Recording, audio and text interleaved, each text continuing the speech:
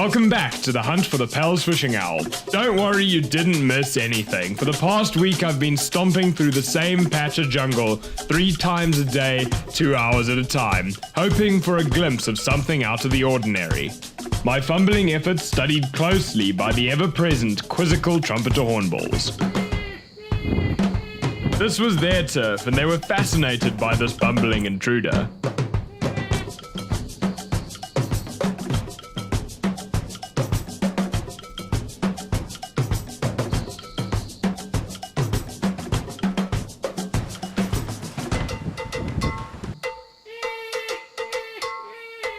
All of a sudden, something unusual happened. A deep, booming call ebbed from the forest.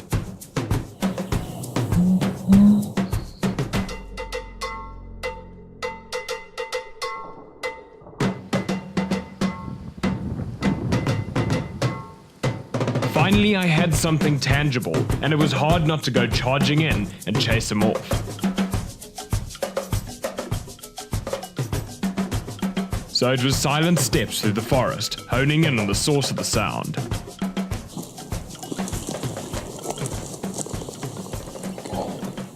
So he's calling very uncharacteristically during the middle of the day. A deep booming sound. And I would never have expected to hear him like this. So I thought it was a ground hornbill at first. They're one of the world's only noisy owls. If he takes flight, you'll hear him. He doesn't have the same noise-cancelling feathers and covering on him that makes normal owls so soundless when they fly. But he doesn't need it because he hunts fish. But we're gonna sit here and we're gonna listen. At least that was the plan, until my curious nature got the better of me, and I suddenly found myself halfway up a fever tree, attempting to level the playing field.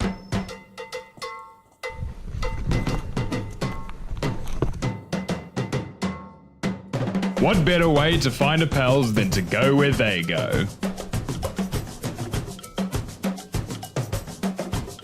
Great thinking, Crickmay. That's no good. No such luck. The elusive owl had vanished into the forest. In the past, this has been a very reliable site for us, but the thing is, the drought has just finished, the pans are full, there's water everywhere, this bird has a lot of different places to go, so he's not going to stick to his usual sites. We called it a day once more, headed back to camp to regroup. With the change in weather, we were going to have to narrow down the search. It was time for a change in tactics. Upon arriving home, we quickly realized that our campsite had changed ownership.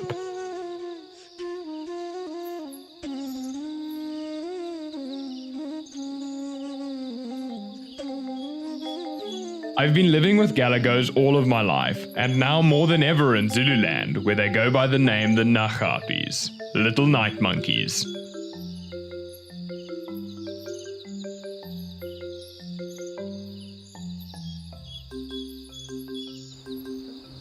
You're not really in the bushveld until you hear the constant patter of bush baby feet on the roof of your tent, or the clatter of pots and pans as they raid your kitchen.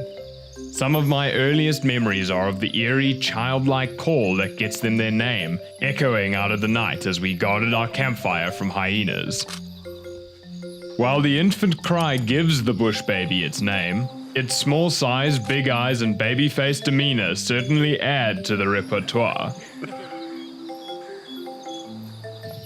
I wish I could climb like that.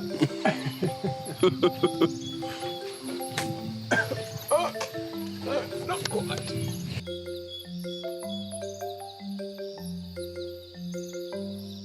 Incredibly soft paws for climbing. But it's kind of funny how they get that, actually. They urinate on their hands. Make them sticky. They can climb better. Would probably help me too, but I don't think I'll go that far.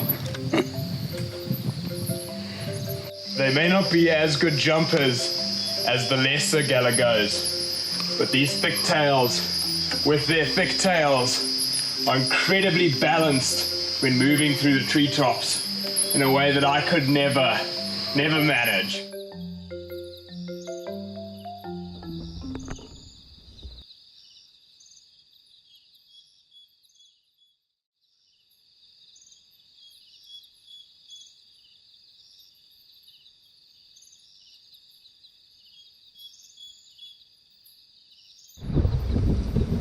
Always when I come back down, because this is when I might.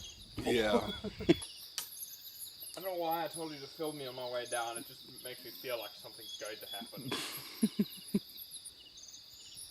Ow. So very graceful.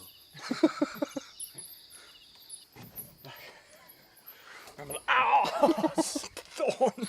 Ah.